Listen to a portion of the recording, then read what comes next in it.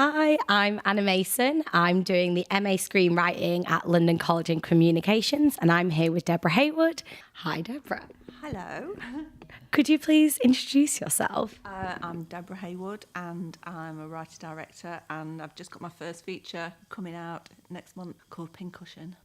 Yes, so exciting. Okay, so that was my first question. You've just done your first feature after loads of shorts. Can you tell me a bit about how you've got to this stage? I fucked up school and left when I was 15, didn't do any qualifications and everything, and then felt really shit about myself for ages. Then I heard there was this course called an Access course at my local college in Burton-on-Trent, where you go and get kind of equivalent of your exams, and then you could go to university. And so I thought, oh, I'm going to do that so I can become an English teacher, because I really loved English when I was at school, when I used to go.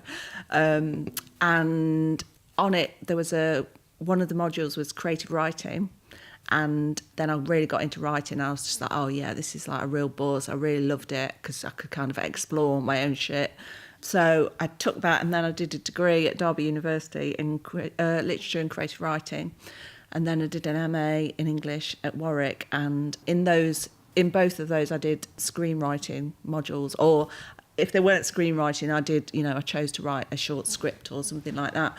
And then after that, I was temped for ages, and I wrote 2 novels while I was temping, and they were shit, and I put them in my recycle box because they were terrible. And then I started writing scripts, and I saw an advert for it was EM Media at the time, but now they're, those like regional film hubs, kind of, they're iShorts now, that it would be. Oh, yeah. So I wrote a short script called Lady Margaret and handed it in and got selected.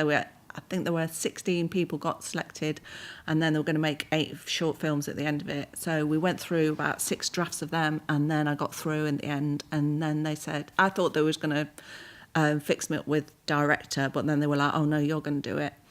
So then they said, and you're going to direct it. And I was like, I don't know what a director does. And they said, well, you're about to find out. So my dad had just died, and I just thought, oh God, well, we're all going to die, so I may as well do it. So I did it, and it was terrifying, and I didn't enjoy the experience. But then on the back of that, I got chosen for, Screen International magazine? Every year they do this thing called Stars of Tomorrow, where they pick so many people, about 30 people, who are like writers, directors, producers, actors, cinematographers. And so I was chosen as one of those, and I was like, I don't really want to do this. I know. Yeah. So I think people put you forward at the time. So the Film Council had seen it and really liked it, and then they put me forward for it. Then that's when I learnt that there were really few female directors.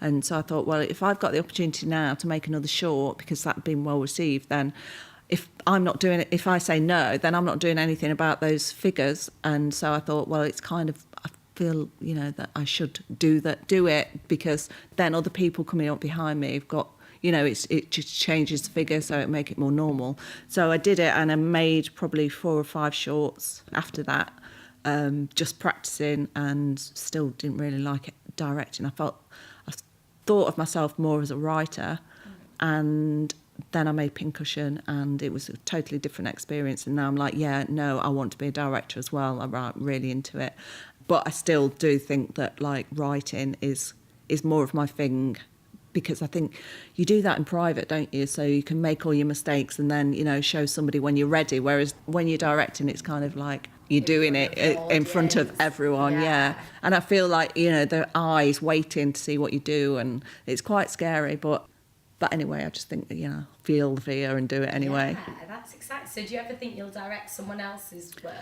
So I think I would, and I have been going for directing jobs, TV and stuff. So I think I will, but I think it makes me extra nervous when you direct somebody else's work, because if you screw it up and it's a flop, then it's somebody else's dream that you've screwed up. Whereas if you've written it yourself, it's just like, well, that was mine anyway, so kind of, it's not so bad. But yeah, no, I think I would give it a go. Ruin someone else's baby. No, because exactly, in. How much, it's like your dreams are in that script. Somebody's dreams, that's somebody's dream. And you put so much of yourself into it, and it is a slog, I think, anyway. No, No, fair enough. So, in your films, you explore some really complex personal relationships, like a lot of vulnerable young people, and some of the darker aspects of life. I think I wonder, like, where do you get your ideas, and like, how do you start the writing process? I usually get my ideas from something that's happened in my life, or that I've heard something, or something that's, I think a good place for me to start is something that I feel emotional about still, that I'm trying to work out, or it's made me laugh, or it's made me scared, or, you know, something that's gonna see me through, if you know what I mean, so that I feel quite passionate about. I think if it was something that I didn't feel any kind of personal connection to, I wouldn't have that passion. So it's usually an anecdote or an image or something like that. I'm writing a new feature idea at the minute, which is about postnatal depression, and that's prompted by, I had postnatal depression when I had my daughter. I had my daughter when I was 17, and I used to have this recurring dream that there was this huge like owl bird figure on my shoulders, and that I was trudging around with it trying to ask people to help because I was really scared of it, but they were scared as well, so they were like trying to pretend it wasn't there. So yeah, things like that. Sounds scary. You Dark. thinking of it as a scary, or you think? Yeah, I think it's going to be, well, I don't know whether it's going to be a horror or a kind of nightmare. Scary. Yeah. I know that. Sounds interesting. Well, did you see Raw? No, I didn't. It was last year, and it was about this. It was a French horror film, kind of horror film. She said it wasn't a horror film, but it was marketed as a horror film. And it was about this girl, and it could have been a drama about a girl who got an eating disorder, but she pushed it right to the extreme, so it became a horror about a girl who was cannibal. So that was quite inspiring. So now I think, oh yeah, no, I'm going to do that and like really push it and see. So it turns into genre, because I think genre is easier to sell. Because what I'm learning now with Pincushion, it's like, it's all right writing a feature, even if it's really, really good. If it hasn't got some kind of selling thing, you know, kind of something to sell it, then it's harder to get people into the cinema to watch. Yeah, who are the audience? Yeah. That's something that I'm... Yeah, I think it's the big thing for me, is like, who's it for? And because I write stuff, it's for me, you know, I write it for myself, but then you can only hope that other people want to see it as well, or relate to it or whatever. Yeah, I feel like with shorts, people are more interested in watching sort of like smaller personal stories, but with feature, it needs to have a wide audience. And one thing, without trying to fangirl, that I really like about your work is that you explore like flawed and vulnerable characters in a way that's both like respectful and sympathetic. Oh, that's nice. So I kind of want to know how you develop your characters and make them come to life. I usually set them on some based on somebody that I know, but they're all also myself. So I kind of put myself in those positions of everyone. And I think one thing that I'm interested is like, who's the person behind the person that we see? So who's the person behind the school slag? Who's the person behind the school bully? Who's the person behind the hunchback? Or the supposed paedophile? Things like that. Yeah, well, that's sort of going on to my next question. So I was wondering, like, do you have a technique to make sure that we're always on board with your characters, even when they behave badly? So I was thinking of the paedophile in Sis. Right. I felt like he was a very sensitive character, and I felt very sorry for him. I didn't actually know his background, well, we don't. Yeah. But also the two girls in Biatch, like their relationship's really complicated, and at times they're quite cruel to each other. But at the same time, you really sympathise with their situation. So I kind of wondered if you had any techniques about showing vulnerable sides, or how to keep them on board when you're actually... Yeah, I don't know. I think I always try and look at why people behave that way. So like, we all behave in a way that's, you know, our experiences bring us to that moment. So if you're nasty to somebody, you know, it might be because somebody's been nasty to you, or you're unhappy. And like, I think nobody's like born evil. I think we behave because of experiences. So I try and think, okay, well, you know, like, that person's, you know, unhappy, and that's why they're behaving like that. It's like nature versus nurture. Yeah. So yeah, I mean, there's a bully in Pincushion, and as I was researching it, because I was reading a lot about bullying, and I'd been bullied myself when I was at school, and then when I was looking into it, I was like, hold on a minute, nobody's like, you know, like we're all, especially when you're at school, I think it's quite tribal, and everyone's trying to survive, and you know, life's scary and, you know, confusing, and sometimes we behave badly because of that, but sometimes it's like a coping mechanism. So I think I try and look into like the psychology of why, and show that as well. Yeah. Well, I guess you sort of already answered this question, but how do you avoid falling into stereotypes? Because some of them, some characters, when they're quite strong, can be quite archetypal. Yeah. No, I think I just try and look at the person as a rounded person rather than as a character. Yeah, and show that, you know, different sides, and be as specific as possible. I think if the more specific, I can't even say that word, specific somebody is, I think the more real and honest they are. And I think that's what I'm always looking for. It's like the truth of that person, rather than writing what I think a character like that is like. It's like, no, try and be honest. So, for example, in the paedophile and Sis, would you have started off thinking that you wanted to write about a paedophile, or was it more you wanted to write about someone who's been ostracised from society, and then that you decided that maybe a paedophile would be the right character for that? Well, I think it's all of that. I think the reason that I wrote it in the first place was because when we were about, 10 or something, there used to be these two guys who lived near to where we live, and everyone used to go, and they, you know, like they were kind of real oddball characters. Probably they got mental health problems and stuff. It's hard to tell because, you know, I was 10, but there was something going on with them. We used to all go and knock on their door and say, have you got any matches? Can I have 10 pence? You know, like that kind of thing. Like, so it came from that, but also it came from my mate lives on this estate, and there's this bloke who lives on there, and everyone's just like, oh yeah, he's a paedophile, and they're all egging his house and stuff. But there was no actual evidence to back it up. I think, you know, he was a bit strange, and then everyone kind of took it out on him. So I was like, is that person a paedophile or isn't he? And often we don't know. It could be just somebody who's vulnerable. So I think I tried to show that as well. But that's really interesting.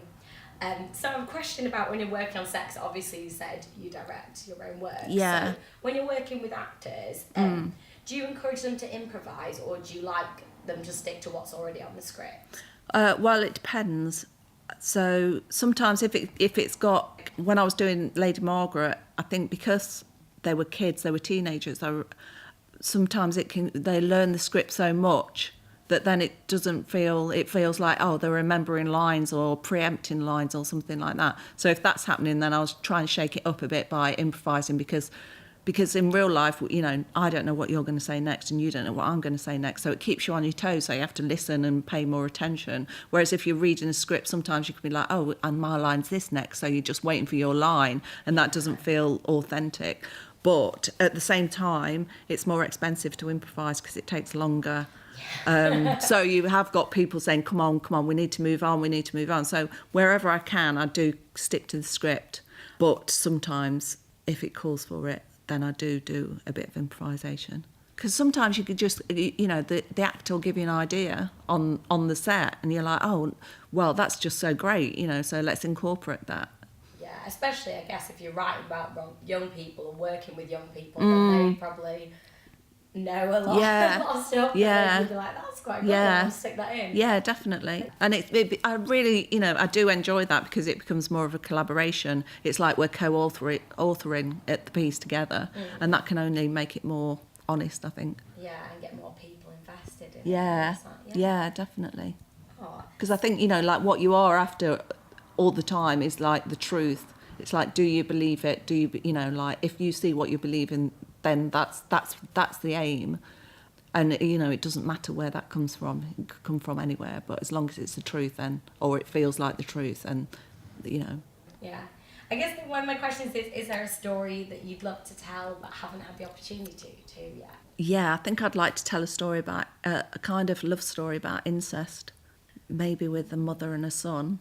Ooh. Yeah, so, but that goes to that thing, it's like, who's the audience? Who's going to want to see that? That sounds really interesting. Yeah, and, you know, will people put money into that? Will people go and see it, or will they think, oh no, that's horrible? You know, so it's finding a way to get people wanting to see that kind of material, and also I think telling the truth of the situation, because it's one of those stereotype things where you just think, oh God, mother and son, oh God, that's perverted, that's disgusting. But actually, you know, I have started doing research on that, and there is like a phenomenon thing that if a woman's had a child, or anyone's had a child, or brother and sister or anything, and then they've been separated at birth, they haven't grown up, if they connect to each other again as adults, there's something like biological in us that's like drawn to that person, and it's like this big sexual urge that you know, like some people just can't help themselves but succumb to it.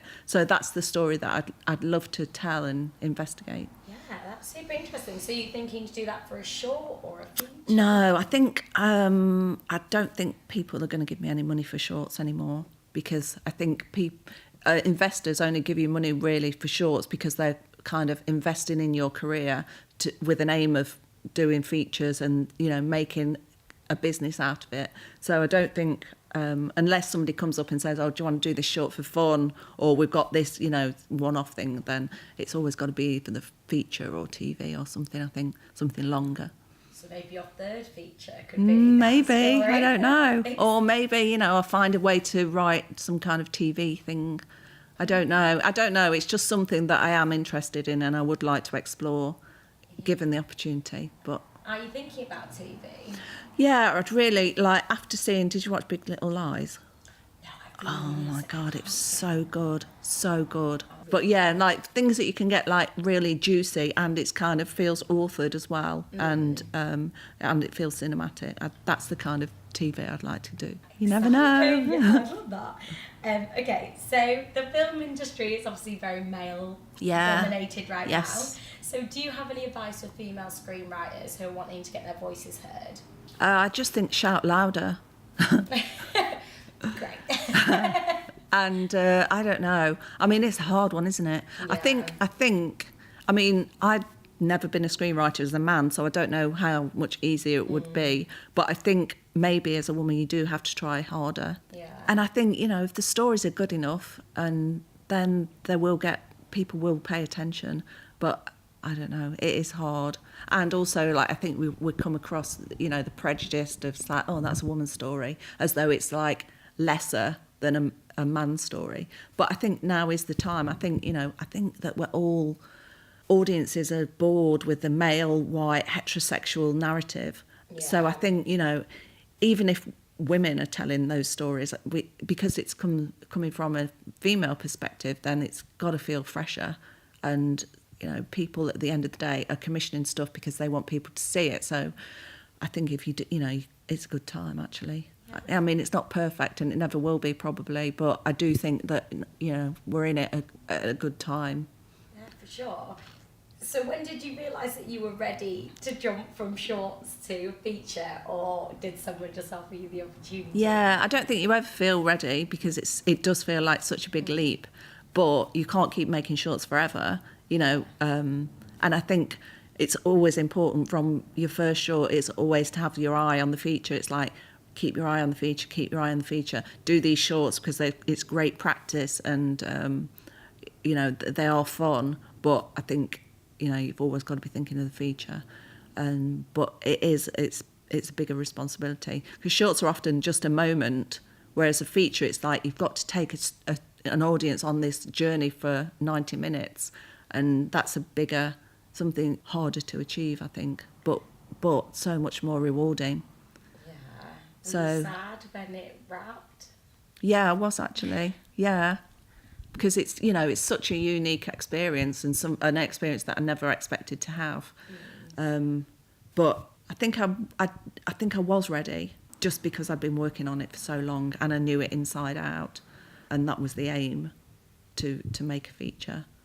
But it is scary. But I think it's like that line in that, you know, that Three Kings film, the Coen brothers one, as George Clooney, the character of George Clooney, says, you don't get the confidence and then do the thing. You do the thing and it gives you the confidence. So I think, you know, just thinking, oh, that's the prize at the end of it. So make it till you make it. Yeah, sort of yeah, definitely.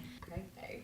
I guess my question that you've already really answered is, what are your plans for the future? So you've got many features in the line, you've got TV. Yeah, I think I've got like groups of like little, you know, like ideas. But I think it's down to the commissioners. It's like what they want to put money into. So I think it's a good idea to have like several ideas. So I've got the horror postnatal depression idea, and then I've got I'd like to write a cis, you know, like cis, but not necessarily that story, but a children's story, maybe about similar themes, or, you know, innocence and humour.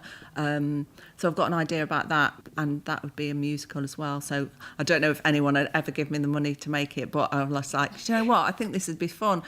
And also, you know, you've just got to, I think if you work on it and get people excited about it, and there is something in there that's like grabs people's attention, then I'm thinking maybe somebody will put the money in. I had such problems getting Cis commissioned, because everyone was like, you can't make a story, you know, you can't make a film about a paedophile and also be sympathetic, and what's the tone, how can this be funny, you know, this isn't a funny subject, you know. It was like so difficult. Everyone was just like, what's the tone, and it's like, how do you explain the tone, because tone's something that you can't really put into words. It's like, I can only show you the tone, but luckily enough, you know, somebody took a chance on me in the end, and then it was really well received. Yeah. So you know, it's just, you just have to keep chipping away. You said musical just then. Can you write music, or would you need No. I think I would put just well-known songs in it. Okay. And get and people to sing it. A bit like an ABBA or like yeah, that kind of thing. That's where so cool. Where people are already, and also I think as a first-time musical person, if the songs are already there and they're well-known and popular, then I think you've got more of a chance, because people have got, you know, their own association with those films, that those songs that are already there. Whereas if you're writing your own stuff, you don't know if people are going to receive them well. So I think it's probably a safer option. And the one that I feel, you know, in my belly, that I want to go that way, because I think, that song would be perfect for that. And that's so exciting. I know. Oh my God, unless you're like Lin-Manuel Miranda, that's so exciting though. That's great. Well, that's really all the questions I have for you. Thank you so much for talking to me today. Yeah, thank you. And I'm really, really pleased that you're doing this course. And I'm so glad that women are doing it. And I hope that like the films and samples that people are given there have got women screenwriters, because I've done a lot of, because I didn't go to film school, I've done a lot of courses, or like short courses, you know, like weekend things, and whenever I've been on these things, it's always like the samples that they show, it's always like, oh, a man directed this film, a man wrote this film, and like it's a male protagonist. Do you know what? That like subliminally, it gives like women the message that we're not visible. You know, our stories don't matter. Women don't make films. So I think, you know, it's us that need to change it.